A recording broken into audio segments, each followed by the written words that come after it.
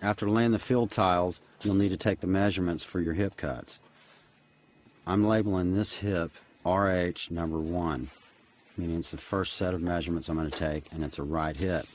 This is going to tell me whenever I make my cuts, or the marks for my cuts, that I'll pull my tape from the right side of the tiles to be cut.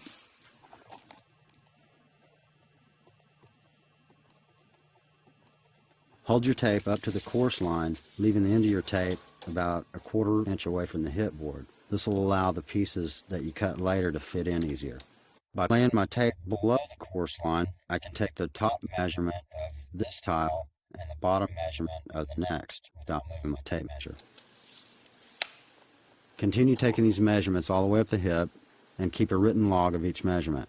You don't want to take a measurement and then run down to the ground and cut it, and then come and take another measurement and run down to the ground and cut it. We want to take all these measurements and then go cut them all at the same time. I take each of these measurements right up to this line, which we'll call the lap line, because the next tile is going to overlap this 2-inch section right here. Here's a preview of the tools that we're going to use to make these cuts and bends. I'm going to pull my tape from the right side of these tiles to be cut. I'm going to make a mark at the top and the bottom, use a straight edge to draw a solid line where it's going to bend.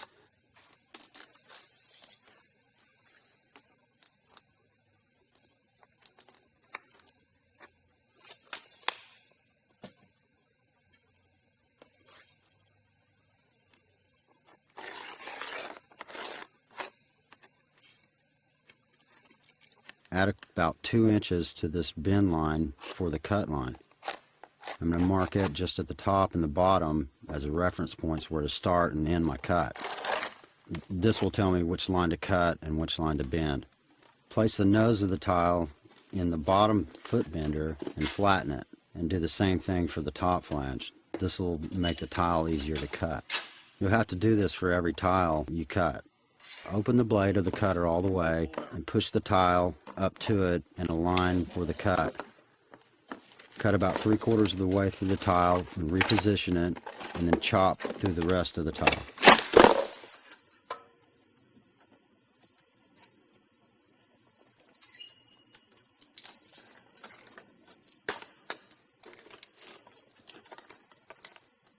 Place the tile into the foot bender on the line and bend it up. Stack it face down. Just continue these procedures throughout the rest of the cuts. I take each of these measurements starting from what we'll call the overlap line. I'm using soapstone to mark these tiles with, and this can be found at your hardware store, usually with the welding supplies. The welders use it to mark metal.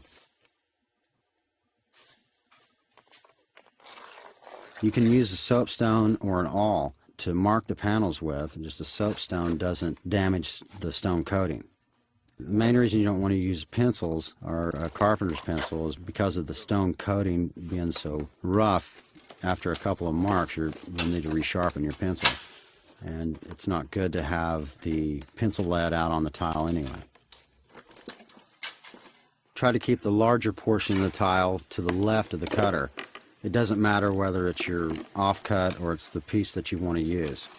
The blade is to the right of the table, and so the portion of the tile that's on the right is going to try to fall down or drop off. If it's a large piece, it's going to try to fall down and make it more difficult to cut. So you want the larger piece of the tile on the left-hand side over the table.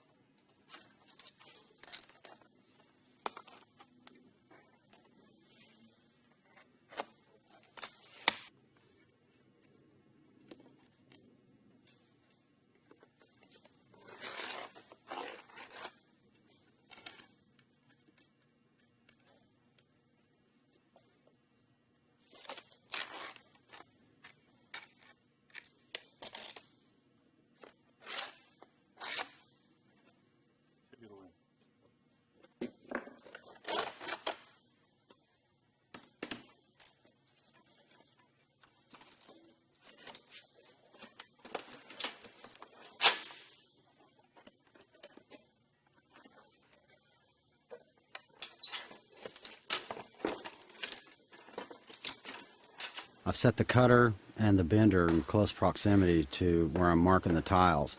So when I go through the process of cutting the tile and then bending the tile, and I stack the tiles down, I'm pretty much right back where I started marking the next tile.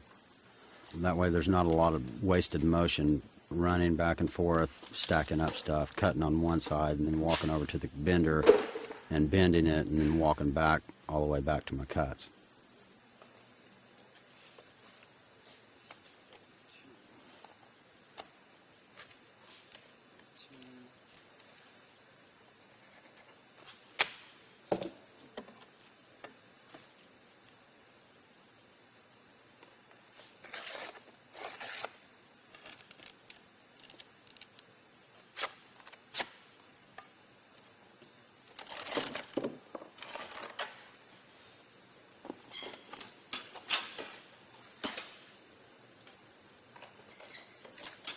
A little tip on getting this cut started on an angle is to start it on a right angle and then roll it into position to cut along the cut line.